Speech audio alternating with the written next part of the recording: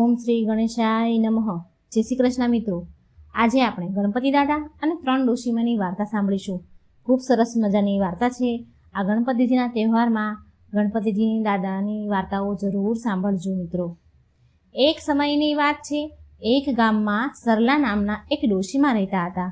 તે ડોશીમા ભગવાન ગણેશની બહુ પૂજાપાઠ કરતા હતા, બહુ ભક્તિ કરતા હતા. સરલા ડોશીમાને 2 દીકરા હતા. બંને દીકરા એના ઘરે બારે સુખી હતા. દીકરા બહુ સુખ શાંતિથી રહેતા હતા, પોતપોતાના ઘરે ખુશ હતા. સરલા ડોશીમાની બસ એક જ ઈચ્છા હતી કે તેમના મૃત્યુ પહેલાં તેમને ભગવાન ગણેશના દર્શન થાય.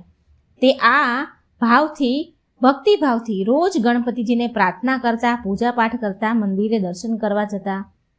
એકવાર ડોશીમા મંદિરમાં ભગવાન ગણેશના દર્શન કરી રહ્યા હતા અને તે સમયે ત્યાંથી એક સાધુ બાબા ત્યાંથી નીકળી રહ્યા હતા. તે સાધુ મહારાજે આ ડોશીમાની પ્રાર્થના કરતા જોયા. એમની પ્રાર્થના સાંભળી. તે સરલા ડોશીમા ભગવાનને કહી રહ્યા હતા, પ્રાર્થના કરી રહ્યા હતા કે ગણેશજી, હે પ્રભુ, મારા ઉપર કૃપા કરો. મારા મૃત્યુ પહેલાં, મારા મરતા પહેલાં હું તમારા દર્શન કરવા માંગુ છું. બસ ભગવાન, મારી આ છેલ્લી ઈચ્છા છે, પૂરી જરૂર કરો, પૂરી કરી દો. આમ પ્રાર્થના કરી રહ્યા હતા અને પેલા સાધુ મહારાજે આ સાંભળ્યું.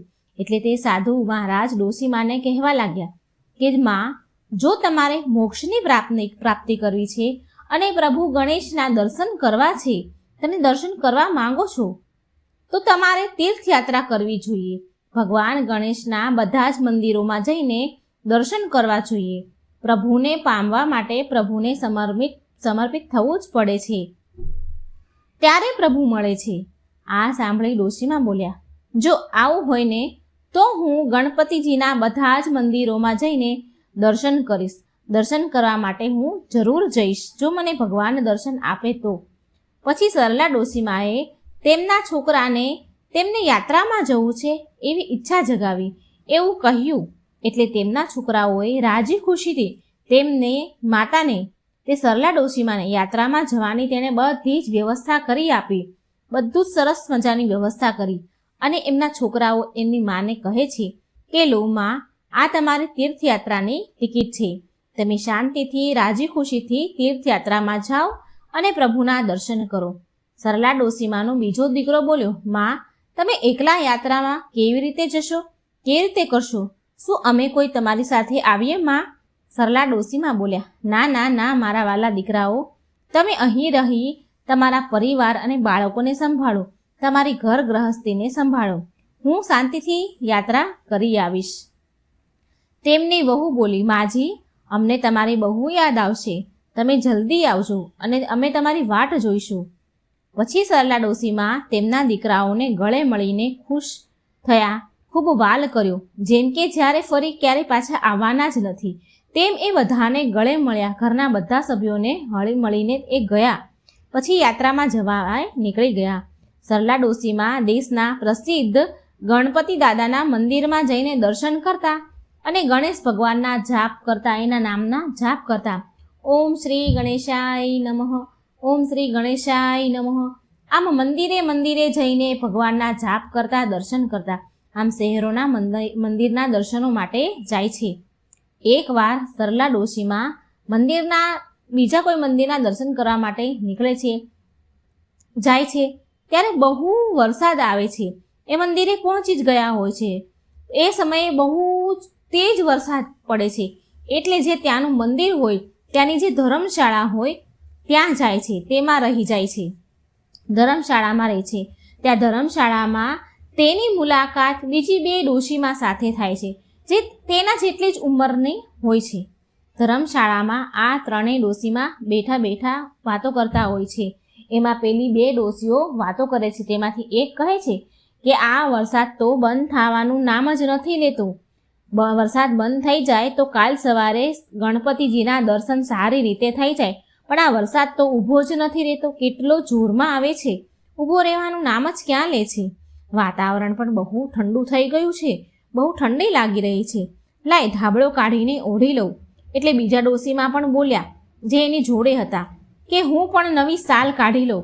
બહુ ઠંડી લાગે છે, વાતાવરણ ઠંડુ થઈ ગયું છે, મારા છોકરા અને વહુએ મારા માટે નવી સાલ અને ધાબળો ખરીદીને લઈને આપ્યો છે મને મારી જાત્રા માટે. મારી સાલ અને ધાબળો બહુ મોંઘા લાવ્યા છે મારા વહુ અને દીકરાઓ. સરલા ડોશીમાં આ બંને ડોશીમાની વાતો સાંભળે છે. તે બંને ડોશીમાં તેના ઘર પરિવારની વાતો કરી રહ્યા હતા અને સરલા ડોશીમાં ભગવાન ગણેશના નામનો પાઠ કરી રહ્યા હતા. આ તરફ કૈલાસ પર ભગવાન ગણેશ તેમની દિવ્ય દ્રષ્ટિથી આ બધું જ જોઈ રહ્યા હતા. ભગવાન ગણેશને વિચાર આવ્યો કે હું આ ત્રણેય ડોશીમાની પરીક્ષા લઉં. આમ વિચાર કરી ભગવાન ગણેશ એક ભિખારીનું રૂપ લઈને ધરતી પર આવ્યા.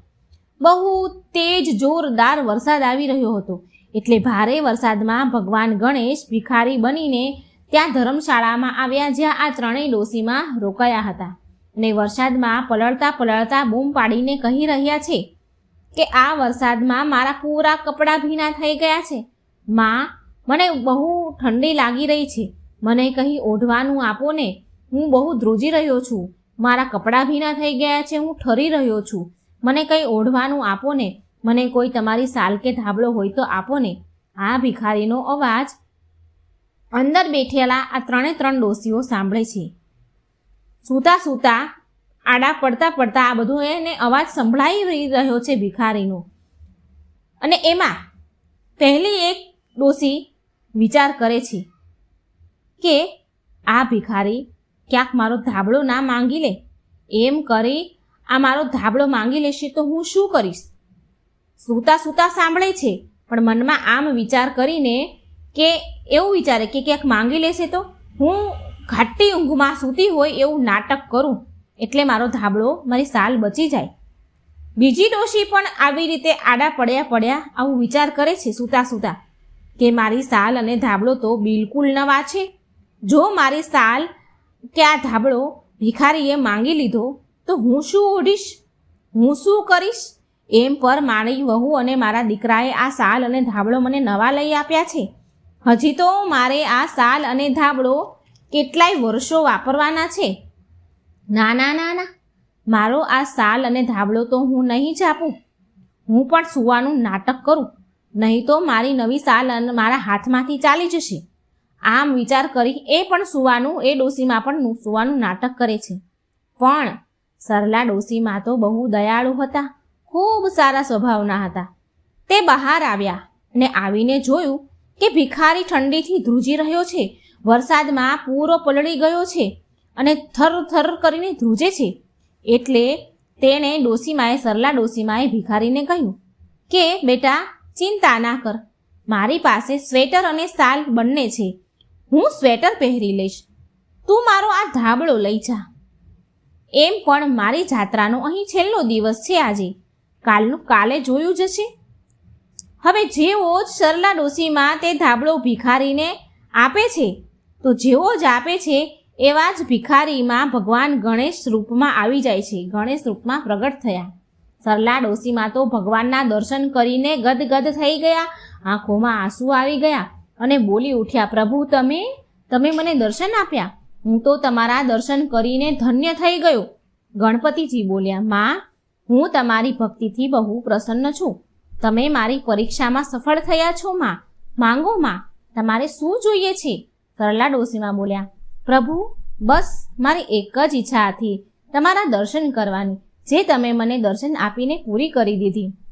હવે મારી કોઈ ઈચ્છા નથી, પ્રભુ મને તમારા ચરણોમાં સ્થાન આપો. આમ કહીને સરલા ડોશીમાં ભગવાન ગણેશના પગે લાગવા માટે આવે છે. જેવા જ ભગવાનને ગણપતિ દાદાને પગે લાગે છે તેવા જ તેના પ્રાણ ઉડી જાય છે. તેમને લેવા માટે સ્વર્ગમાંથી વિમાન આવ્યું અને તે વિમાનમાં ગણપતિજી અને ડોશીમાં બેઠા અને સ્વર્ગલોક ચાલ્યા ગયા. બીજા દિવસે સવારે ડોશીમાં પડ્યા હતા, જ્યાં એનું શબ પડ્યું હતું, તે ડોશીમાં પાસે પેલા બે ડોશીમાં આવે છે જે અંદર હતા. તે આ ડોશીમાને જગાડવાની ખૂબ કોશિશ કરે છે, પણ ડોશીમાં તો ભગવાન ગણપતિજીમાં વિલીન થઈ ગયા હતા. માત્ર તેનું નશ્વર શરીર જ ધરતી પર રહ્યું હતું. ડોશીમાની આત્માને તો મોક્ષ મળી ગયો હતો. આસપાસના લોકોએ પણ આ ડોશીમાને જોયા અને બોલ્યા, આ માજી તો ભગવાનના ઘરે ચાલ્યા ગયા છે. પછી પેલી બે ડોશીઓ મંદિરના દર્શન કરીને પોતપોતાને ઘરે ગઈ અને સરલા ડોશીમાના વહુ અને દીકરાએ તેની માતાના અંતિમ સંસ્કાર કર્યા. તેમના દીકરાઓ જાણતા હતા કે તેમની માતાની આત્માને ભગવાન ગણેશે મોક્ષ પ્રદાન કરી દીધો છે. તો મિત્રો, આ હતી સરસ મજાની ગણપતિજી અને ડોશીમાની વાર્તા. જો મારી વાર્તા સારી લાગે તો મારી ચેનલને લાઇક, સબસ્ક્રાઈબ અને શેર જરૂર કરજો. કોમેન્ટ બોક્સમાં ગણપતિજીનું નામ જરૂર લખજો. તો આજે આપણે સાંભળીશું ભગવાન ગણેશે તોડ્યો કુબેરજીનો અભિમાન, એમનો ઘમંડ ચૂર ચૂર કર્યો. સરસ મજાની વાર્તા છે મિત્રો, પૂરા ધ્યાનથી મનથી સાંભળજો. એકદંત ભગવંત ગણપતિ નમો નમઃ, વક્રતુંડ ગણરાય ગણપતિ નમો નમઃ, સુપકર્ણ ગજકર્ણ ગણપતિ નમો નમઃ, ભાલચંદ્ર લંબોદર ગણપતિ નમો નમઃ. ઓમ નમઃ શિવાય. બોલો ગૌરી પુત્ર ગણેશની જય, ભગવાન શિવની જય. ભગવાન ગણેશે તોડ્યો કુબેરજીનો ઘમંડ. આ વાર્તા છે ભગવાન બાળ ગણેશ અને કુબેર દેવની. કુબેર ધનના દેવતા છે, જેને ધન સંપત્તિની કોઈ અછત ન હતી, પણ એમને એક દિવસ ધન સંપત્તિનું અભિમાન થઈ ગયું. આ ધન સંપત્તિનો પરિચય આપવા માટે કૈલાસ પર આવ્યા અને કુબેરજી ભગવાન બોલ્યા, હે ભોળાનાથ, હું તમારી પાસે એક વિનંતી લઈને આવ્યો છું. કૃપા કરી તમે મારા આલીશાન મહેલમાં પધારો અને ભોજન ગ્રહણ કરો. હું તમને ભોજનનું આમંત્રણ આપવા આવ્યો છું. મહાદેવ, હે મા પાર્વતી, પ્રભુ તમે અને માતા પાર્વતી બંને મારા મહેલમાં પધારો અને ભોજન ગ્રહણ કરો. આવી મારી ઈચ્છા છે. આટલી મારી ઈચ્છા પૂરી કરી દો ભગવાન. પ્રભુ શંકર ભગવાન કુબેરના મનની વાત જાણી ગયા. ભગવાન ભોળાનાથ જાણે છે કે કુબેર જમવાનું આમંત્રણ આપીને પોતાની ધન સંપત્તિનો પરિચય આપવા માંગે છે. માટે શંકર ભગવાન કુબેરજીને કહે છે, કુબેરજી, અમે તમારા આમંત્રણનો સ્વીકાર કરીએ છીએ, પરંતુ આ બધા જ ભક્તગણો, આખી ધરતી જેના પર હું કૈલાસ પરથી ધ્યાન રાખું છું, તે બધા સજીવો, આ આખી સૃષ્ટિ મારી છે અને હું આ કૈલાસ પર્વત છોડીને નથી જઈ શકતો. હું તમારા નિમંત્રણનો સ્વીકાર કરું છું, પરંતુ હું કૈલાસ પર્વત છોડીને નહીં આવી શકું. કુબેરજી બોલ્યા, મા પાર્વતી, તમે તો આવી શકો છો ને? કૃપા કરી માતા, મારા ભોજનના આમંત્રણનો સ્વીકાર કરો. પાર્વતીજી બોલ્યા, અમે તમારું અને તમારા આમંત્રણનો આદર કરીએ છીએ કુબેરજી, પરંતુ જ્યાં ભગવાન શિવ ન હોય, મારા સ્વામી ના જાય, ત્યાં હું પણ ન જઈ શકું. જે એમનું કાર્ય છે એ જ કાર્ય મારું પણ છે, માટે અમે કૈલાસ છોડીને ક્યાંય નથી જઈ શકતા. તો કુબેર ભગવાન બોલ્યા, તો શું આ સમસ્યાનું કોઈ સમાધાન નથી? હું તમને ભોજનનું આમંત્રણ આપવા આવ્યો છું. પ્રભુ, મારી આ જ ઈચ્છા છે કે તમે મારા મહેલમાં આવીને ભોજન સ્વીકાર કરો. કાંઈક તો કરો પ્રભુ. થોડી વાર વિચાર્યા બાદ શિવજી કહે છે, કુબેરજી, તમે આટલા દૂરથી આમંત્રણ આપવા મને આવ્યા છો, તો અમે તમને નિરાશ તો નહીં કરીએ. અમે તમારું આમંત્રણ સ્વીકાર કરીએ છીએ. પાર્વતી અને હું તો નહીં આવી શકીએ, પણ તમે મારા પુત્ર બાળ ગણેશને અને મૃષકરાજને સાથે લઈને જાઓ. ગણેશ તમારા ઘરે ભોજન કરશે. કુબેરજી બોલ્યા, ખૂબ ખૂબ આભાર પ્રભુ. તમે મારા મહેલમાં આવવા માટે બાળ ગણેશને મોકલી રહ્યા છો. તમે મારું આમંત્રણ સ્વીકારીને કૃપા કરી છે પ્રભુ. હું તમારો આભારી રહીશ. શિવજીએ તથાસ્તુ કહ્યું. કુબેરજી તેમના રથમાં ગણેશજી અને મૃષકરાજને બેસાડે છે અને પોતાના મહેલમાં લઈ જાય છે. અને મહેલમાં પહોંચતા જ મૂષકરાજ કહે છે કે, હે ગણેશજી, આ મહેલ તો કેટલો બધો મોટો છે અને કેટલો સુંદર છે. જુઓ, અહીં તો સોનાની ઈંટો પણ લાગેલી છે. કુબેરજી બહુ મોટા માણસ છે, ધનવાન છે, ધનના દેવતા જો છે. ગણેશજી કહે છે, હે મૂષકરાજ, મને આ બધી વસ્તુ ઉપર જરા પણ મોહ નથી, આકર્ષણ નથી. આપણે તો અહીં પેટ ભરીને ખાવા માટે આવ્યા છીએ. કુબેરજીએ આપણને આમંત્રણ આપ્યું છે, ચાલો આપણે ખાવા માટે જઈએ. કુબેરજી બોલ્યા, ગણેશજી, તમે અહીં નહીં બેસો. મેં તો તમારા માટે બેસવા માટે સોનાનું સિંહાસન બનાવ્યું છે. આ સોનાના સિંહાસન પર બેસીને તમે ખાવાનું ખાઓ. ગણેશજી બોલ્યા, અરે વાહ કુબેરજી, વાહ કુબેર મહારાજ, આ તો બહુ સારી વાત છે. જેવી તમારી ઈચ્છા, મને તો બસ ખાવાનું જોઈએ છે. થોડી વારમાં કુબેરજીના સેવકો બહુ બધું ખાવાનું લઈને આવ્યા. કુબેરજી બોલ્યા, લો લો ગણેશજી, આ સ્વાદિષ્ટ લાડુ ખાઓ. મને ખબર છે કે તમને લાડુ ખૂબ જ ભાવે છે. ગણેશજીએ એક જ સાથે એક ઝટકામાં બધા જ લાડુ પૂરા કરી દીધા. બધા જ લાડુ ખાઈ ગયા. આવી જ રીતે દાળ ભાત, બધા શાક, પૂરી જે પણ બનાવ્યું હતું એ બધું જ ખાઈ ગયા. પણ છતાંય ગણેશજીની ભૂખ મટતી નથી. કુબેરજી હસીને બોલ્યા કે હજી તમારે શું જોઈએ છે બાળ ગણેશ? બોલો, શું ખાવા માંગો છો? અમારે ત્યાં ખાવાની જરાય અછત નથી. કુબેર જ્યારે આમ બોલે છે ત્યારે બાળ ગણેશ તેના મનની વાત જાણી જાય છે અને એ મનોમન કહે છે કે અચ્છા, તો આમ વાત છે. આટલું અભિમાન! પોતાની સંપત્તિ પર હવે તો કુબેરજીને પાઠ ભણાવવો જ પડશે. મનમાં ને મનમાં શ્રી ગણેશ આવું બોલી રહ્યા છે અને ગણેશ બોલ્યા, કુબેરજી, હજી સુધી મારું પેટ બિલકુલ નથી ભરાયું. મને તો હજી પણ ભૂખ લાગી છે. બીજું કંઈ ખાવાનું લાવો. કુબેર બોલ્યા, હા હા, કેમ નહીં? તમારા માટે હજુ ખાવાનું મંગાવું છું. તમે કુબેરના મહેલમાં છો. કુબેરના મહેલમાં અહીં કોઈ વસ્તુની જરાય અછત નથી. સેવકો, ગણેશજી માટે હજુ ભોજનની વ્યવસ્થા કરો. આમ મહેલનો આખોય ભંડાર ખાલી થઈ જાય છે. બધું જ અનાજ ખાલી થઈ જાય છે. બધા સાથીઓ, રસોઈયાઓ, સેવકો પરસેવેથી રેબઝેબ થઈ જાય છે. જમવાનું બનાવીને કંટાળી જાય છે. છેવટે રસોઈયા આવીને કુબેરજીને કહે છે કે મહારાજ કુબેર, અનાજનો ભંડાર ખાલી થઈ ગયો છે. હવે શું કરીશું? કુબેરજી બોલ્યા, જાઓ, ગામમાંથી બધું જ અનાજ ઉપાડીને લાવો. સાક્ષાત ગણેશજી આપણા ઘેર ભોજન કરવા આવ્યા છે. કોઈ પણ વસ્તુઓની અછત ન પડવી જોઈએ, ઓછી ન પડવી જોઈએ. મારા રાજ્યમાં ઘણું બધું ધન છે, બહુ બધું અનાજ છે. જાઓ જલ્દી લઈને આવો અને ગણેશજીને માટે હજી ભોજન તૈયાર કરો. કુબેર જેટલું પણ લાવે, ગણેશજી ભોજન પતાવી દે, બધું જ ખાલી કરી દે. છતાંય ગણેશજીની ભૂખ શાંત ન થઈ.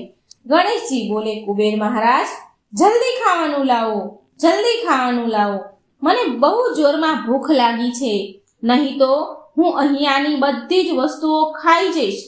જોતામાં તો ગણેશજીએ ત્યાંના બધા જ સિંહાસનો, ખુરશીઓ, મહેલની નાની મોટી વસ્તુઓ, વાસણો બધું જ ગળી જાય છે. છતાંય એમની ભૂખ શાંત નથી થતી. છેવટે આખો મહેલ ખાલી થઈ જાય છે. હરેક વસ્તુ મહેલની શ્રી ગણેશ ગળી જાય છે અને કુબેરજીને કહે છે, મારી ભૂખ તો શાંત જ નથી થતી. કુબેરજી, જો તમે મારી ભૂખ સમાવી નહીં શકો તો હું તમને પણ ખાઈ જઈશ. જલ્દીથી કંઈ ખાવાનું મંગાવો, નહીં તો હું તમને ખાઈ જઈશ. કુબેરજી તો હેરાન પરેશાન થઈ ગયા, ચિંતામાં પડ્યા. અરે ભગવાન, આ શું થઈ રહ્યું છે? ગણેશની ભૂખ તો શાંત નથી થતી. લાગે છે કે મારાથી કોઈ ભૂલ થઈ ગઈ લાગે છે. આનો ઉપાય તો સાક્ષાત શંકર ભગવાન જ બતાવી શકે છે. ગણેશજી, પછી કુબેરજી કહે છે, ગણેશજી, હું હમણાં જ આવું છું. તમારા માટે કંઈ ખાવાનું લઈ આવું છું.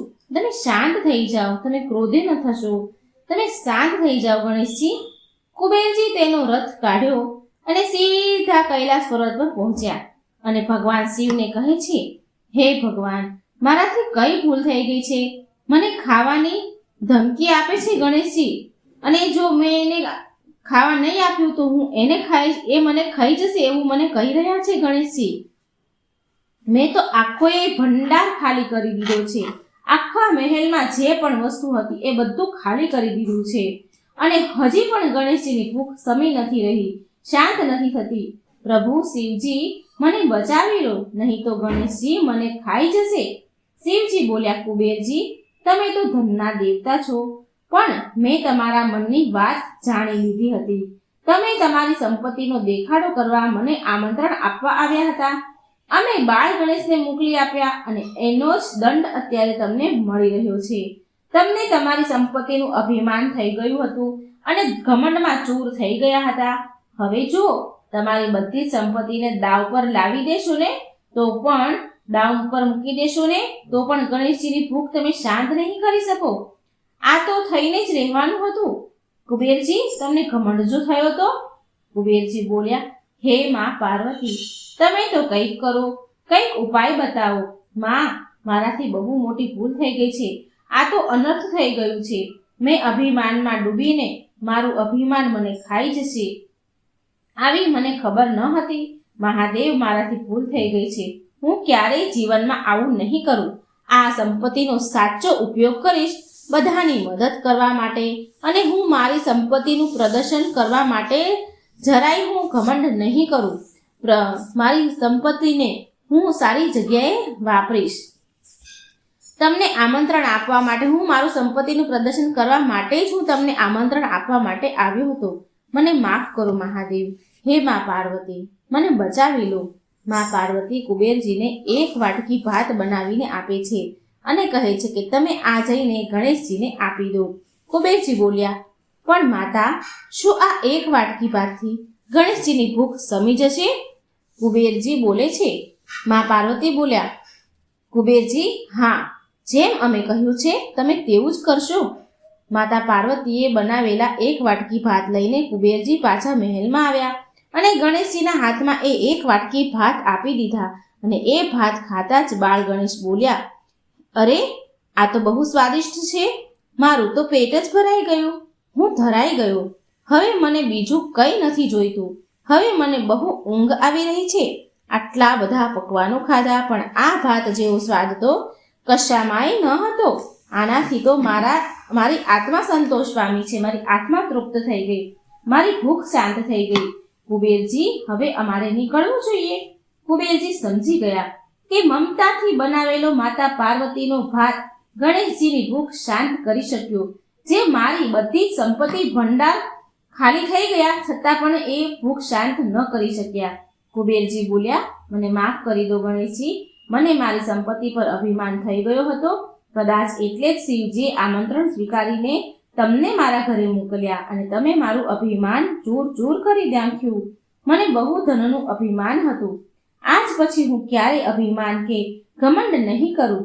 ગણેશજી આભાર માનીને પોતાના ઘરે કૈલાસ પર્વત પર ચાલ્યા ગયા અને ગણેશજી ત્યાં આવીને માં પાર્વતીને કહે છે, હે માં, મને તમારો એક વાટકી બનાવેલો ભાત જો ન મળત ને તો હું તો કુબેરને જ ગળી જાત. મહાદેવ બોલ્યા, હા હા ગણેશજી, તમે તે તો પિતા અને માતાના મનની વાતને બરાબર તમે સમજી ગયા અને કુબેરજીના અભિમાનને તોડી નાખ્યો. હવે કુબેર ક્યારેય આવું નહીં કરે. અને આવી રીતે ગણેશજી કુબેરજીના અભિમાનને તોડી નાખે છે. અને હંમેશા આપણે ધન સંપત્તિનો ઉપયોગ બીજાની મદદ માટે કરવો જોઈએ. સંપત્તિને બતાવવા માટે બિલકુલ ન કરવો જોઈએ, કારણ કે ઘમંડ તો ક્યારેય કોઈનો ભગવાન રહેવા દેતા નથી, તોડીને જ રહે છે. જય શ્રી ગણેશ. મિત્રો, તમને આ વાર્તા કેવી લાગી કમેન્ટ બોક્સમાં જરૂર જણાવજો અને વિડીયો લાઈક કરજો, શેર કરજો અને પુણ્ય ફળ મેળવજો. ચેનલને સબસ્ક્રાઇબ કરવાનું ભૂલશો નહીં. મિત્રો, તમે શું જાણો છો કે ગણપતિજી એ શ્રી કૃષ્ણ ભગવાનનો જ અવતાર છે? શ્રી ભગવાન વિષ્ણુના અવતાર છે? તો આ રહસ્યમય કથા ખૂબ સુંદર કથા છે. પૂરા ધ્યાનથી સાંભળજો. ભગવાન ગણેશની કથાઓ મંગળવાર, બુધવાર, ગણેશ ઉત્સવમાં સાંભળવાનો ખૂબ જ અનેરો મહિમા છે. અને આમ તો મિત્રો 7 દિવસ ભગવાન ગણેશની કથા સાંભળવી જોઈએ. આપણું તન મન બંને પવિત્ર થાય છે અને ભગવાન ગણેશ પ્રસન્ન થાય છે અને આપણા વિઘ્ન દૂર કરે છે. તો બોલો ભગવાન શ્રી ગણેશની જય. ઓમ નમો ભગવતે વાસુદેવાય. હર હર મહાદેવ. શ્રી ગણેશ એક શુભ નામ, જે બધા જ શુભ કાર્ય કરતા પહેલા લેવામાં આવે છે. શ્રી ગણેશ એક એવા દેવતા છે જેમની પૂજા, જેમનું સ્મરણ તો સ્વયં પુરુષોત્તમ શ્રી રામ ભગવાને અને મહાદેવ શિવજીએ પણ કરી હતી એમની પૂજા, એમનું સ્મરણ. પરંતુ શ્રી ગણેશ છે કોણ? આ પ્રશ્ન એટલા માટે ઉદ્ભવે છે કે સ્વયં દેવી પાર્વતી અને મહાદેવના જ્યારે વિવાહ થયા હતા એ સમયે પણ શ્રી ગણેશજીની પૂજા કરવામાં આવી હતી. પરંતુ શ્રી ગણેશ તો શિવજી અને માતા પાર્વતીના પુત્ર છે, તો એમના વિવાહમાં એમની પૂજા કેવી રીતે થઈ? આ પ્રશ્ન તમને બધાને જ ઉદ્ભવ્યો હશે. તો આપણે સાંભળીએ કથા. ગણનાયક, વિનાયક, ગણાધીશ, વિઘ્નહર્તા શ્રી ગણેશથી જોડાયેલી રહસ્યમય કથા, પાવન કથા અને અદ્ભુત કથાના માધ્યમથી જાણીએ આ રહસ્ય. જય શ્રી ગણેશ. કુમાર કાર્તિકેય દૈત્યરાજ તારકાસુરને એક ભયંકર યુદ્ધ બાદ સમાપ્ત કરી દીધો હતો. તારકાસુર અને કુમાર કાર્તિકેય વચ્ચે ખૂબ મહાભયંકર યુદ્ધ થયું હતું. એમાં કાર્તિકેયે દૈત્યરાજ તારકાસુરને મારી નાખ્યો હતો. તારકાસુરના વધથી ચારે બાજુ હર્ષ, ઉલ્લાસ, આનંદનું વાતાવરણ છવાઈ ગયું હતું. દેવ, ઋષિ, મુનિ, મનુષ્ય, દરેક પ્રાણી મહાદેવ અને દેવી પાર્વતીના પુત્ર 6 મુખ ધારણ કરનારા કુમાર કાર્તિકેયની જય જયકાર કરી રહ્યા હતા. બ્રહ્મદેવ અને અન્ય દેવતાઓ સાથે મળીને કૈલાસ પહોંચ્યા. પિતા મહાદેવ અને માતા આદિ શક્તિ દેવી પાર્વતીના ચરણ સ્પર્શ કરી પ્રણામ કર્યા. કુમાર કાર્તિકેયે પોતાના પુત્રની આ મહાન વિજયથી, સમસ્ત જગત માટે કરેલા આ પાવન કાર્યથી ભોળાનાથ અને પ્રાણ શક્તિમાં પાર્વતી બંને બહુ પ્રસન્ન થયા. માતા પાર્વતીએ તેના પુત્રને ગળે લગાડ્યા. મહાદેવ કુમાર કાર્તિકેયને તેના ખોળામાં બેસાડીને તેમના માથા ઉપર વારંવાર હાથ ફેરવતા છે, અનેકો આશીર્વાદ આપતા હતા. કુમાર કાર્તિકેયના મુખ પર એક સુંદર હાસ્ય હતું. એ તેમના મનમાં આનંદ અનુભવી રહ્યા હતા, મનના આનંદનો પરિચય આપી રહ્યા હતા. સુંદર હાસ્યથી બધા દેવતાઓ, ઋષિ મુનિ એ મનોહર દ્રશ્યને જોઈને પોતાને સૌભાગ્યશાળી માની રહ્યા હતા. એ બધાએ સંસારની બધી લીલાઓને રચવા વાળા, સ્વયં મહાદેવ શિવને પણ સંમોહિત કરવા વાળા સુદર્શન ચક્રધારી, આ સંપૂર્ણ બ્રહ્માંડના પાલન કરતા ભગવાન વિષ્ણુ પણ ત્યાં ઉપસ્થિત હતા. જ્યારે એ બધા આ સુંદર દ્રશ્યને નિહાળી રહ્યા હતા ત્યારે આવનારા સમયને જાણતા, સંસારની ભલાઈને ધ્યાનમાં રાખતા ભગવાન શ્રી હરિ વિષ્ણુએ એક વિચિત્ર લીલા રચી. શ્રી હરિએ તેમના મનમાં વિચાર કર્યો કે એમને પણ ક્યારેક દેવોના દેવ મહાદેવ શિવજીના ખોળામાં રમવાનું અવસર મળે. દેવોના દેવ મહાદેવ શિવજીના ખોળામાં રમવાનું અને દેવી ભગવતી માં પાર્વતીથી મમતા ભરેલ સ્નેહનું સૌભાગ્ય પ્રાપ્ત થાય. આવો વિચાર શ્રી હરિ માત્ર એમના મનમાં કરી રહ્યા હતા. એમના મન સુધી રાખ્યો આ વિચાર એમણે. પરંતુ એ જાણતા હતા કે મહેશ્વરી દેવી પાર્વતી તો સ્વયં મમતા બની બધા પ્રાણીઓમાં રહે છે. એ કેવી રીતે ભગવાન વિષ્ણુના મનમાં આવે? આ પવિત્ર વિચારને નહીં જાણી શકી. એ થયું આવું જ. માતા પાર્વતીએ ભગવાનના મનની વાત જાણી લીધી અને તેમને વરદાન આપતા કહ્યું, તથાસ્તુ, તમે જલ્દી જ મારા પુત્ર બનશો. મિત્રો, કદાચ તમારા મનમાં પણ આવો જ એક વિચાર આવ્યો હશે કે શ્રી હરિ ભગવાન વિષ્ણુ દેવી પાર્વતીના પુત્ર આવું ક્યારે થયું? તો આવો સાંભળીએ આગળ શું થયું. હવે થોડા સમય બાદ એક દિવસ મહાદેવ એમના ગણો સહિત ક્યાંક ગયા હતા. એ સમયે શ્રી હરિ ભગવાન વિષ્ણુની લીલાના કારણે અને આદિ શક્તિના ઈચ્છાથી દેવી પાર્વતીએ તેમના શરીર પર હળદરનો લેપ લગાવવાનું એમને વિચાર્યું. લીલાધરે એક વિચિત્ર લીલા રચી. આ પૂરા બ્રહ્માંડની, પૂરા સંસારની દુર્ગા રૂપે રક્ષણ કરનારા, દુષ્ટોનો કાળી રૂપમાં સંહાર કરવા વાળી સ્વયં માં ભગવતી, માં પાર્વતીના મનમાં, એમના ભવનમાં, એમના ઘરની સુરક્ષાનો એમને વિચાર આવ્યો. એ જ સમયે માને ભગવાન વિષ્ણુના મનની ઈચ્છા પર પણ ધ્યાન પડ્યું. એ પણ વિચાર કર્યો. ત્યારે દેવીએ તેમના શરીર પર લગાવેલ હળદરનો જે લેપ હતો એનાથી એક સુંદર શ્રી હરિ નારાયણ રૂપી બાળકનું નિર્માણ કર્યું. અને એ જ સમયે શ્રી હરિ વિષ્ણુએ આદિશક્તિ માતા પાર્વતીના શરીરથી નીકળેલ ઉપટન એટલે કે હલ્દીથી બનેલા એ બાળકને એમના દિવ્ય તેજથી પ્રાણના રૂપમાં સ્થાપિત કર્યા.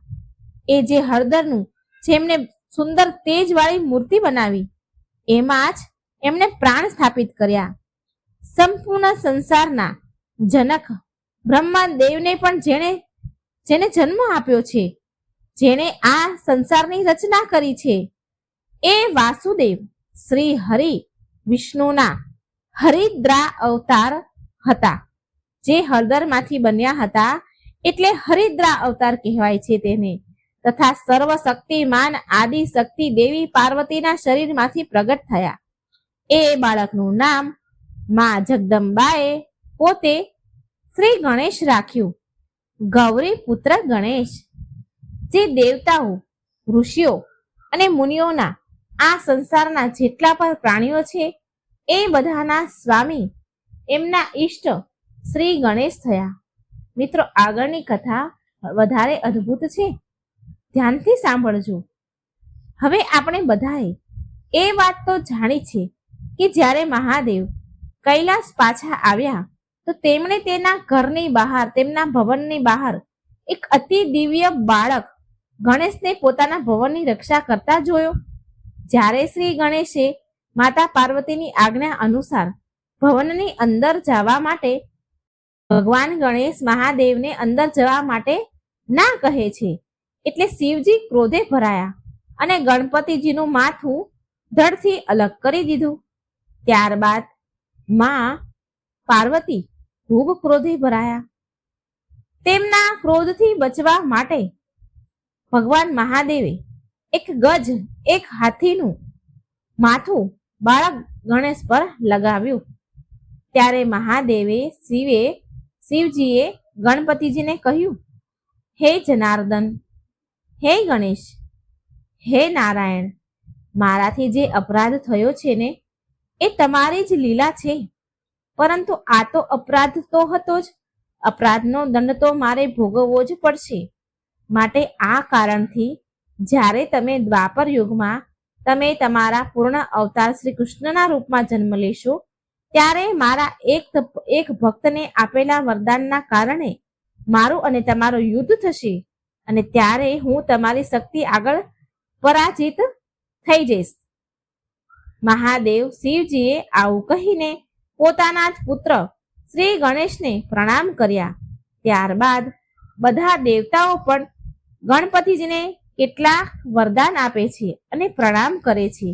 બ્રહ્મદેવે કહ્યું, હે ગણેશ, તમે જ નારાયણ છો, જેને આ સંસારને રચ્યું છે. પૂર્ણ પરમેશ્વર પરમ પુરુષના જ સાક્ષાત સ્વરૂપ છો. શ્રી હરિ વિષ્ણુનું આપ તેજ છો. માટે આજથી જ તમે પ્રથમ પૂજ્ય દેવ છો. મિત્રો, ગણેશ સનાતન છે એટલે એ તો દરેક તત્વમાં છે. એ એમની લીલાથી હરિદ્રા એટલે કે હળદરના લેપમાંથી ઉત્પન્ન થયેલા ગણેશ બન્યા. તો ક્યારેક લંબોદર, તો ક્યારેક વિનાયક, તો ક્યારેક વક્રતુંડ મહાકાય સૂર્યકોટિ સમપ્રભમ નિર્વિઘ્નમ કુરુ મે દેવમ સર્વકાર્યેષુ સર્વદા. ગણેશજીમાં મહાદેવનું તેજ પણ છે અને જગદંબાની શક્તિ પણ છે. એ જ વિષ્ણુ છે અને એ જ કૃષ્ણ છે.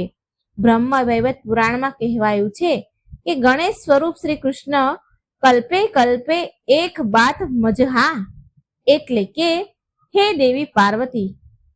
ગણેશ રૂપમાં સ્વયં શ્રી કૃષ્ણ પ્રત્યેક કલ્પમાં અલગ અલગ સમયમાં આપ જ પુત્ર બની અવતરિત થશે.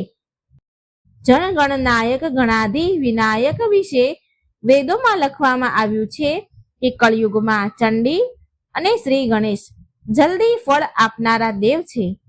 એ સર્વેશ્વર એ ઓમકાર રૂપ નારાયણના સ્વરૂપ છે. વિઘ્નહર્તા મહાગણાધિ આ હે સર્વેશ્વર ઓમકાર રૂપ નારાયણના સ્વરૂપ વિઘ્નહર્તા મહાગણપતિજીને વિનંતી સાથે કહીએ કે હે ભગવાન, અમારા કષ્ટોને દૂર કરો અને અમને સૌભાગ્ય પ્રદાન કરો. હું લંબોદરને શ્રી ગણેશને કોટી કોટી પ્રણામ કરું છું. તો મિત્રો, તમે સુંદર રહસ્યમય કથા સાંભળી. ગણપતિજીના જન્મની કથા તો લગભગ બધાએ સાંભળી જ હશે, પણ આ રહસ્યમય કથા ભાગ્યે જ કોકને ખબર હશે. તો આ પવિત્ર વાર્તા બીજા સુધી પહોંચાડજો, જેથી બીજાને પણ આવી રહસ્યમય ભગવાનની કથા વાર્તા સાંભળવા મળે અને એમનામાં પણ ભક્તિ પ્રગટ થાય, ભક્તિ ઉત્પન્ન થાય, એને આ ભવસાગર તરી જવાય. તો મિત્રો, કમેન્ટ બોક્સમાં જરૂર જણાવજો કે તમને વાર્તા કેવી લાગી. જય શ્રી કૃષ્ણ. રાધે રાધે. Thank you.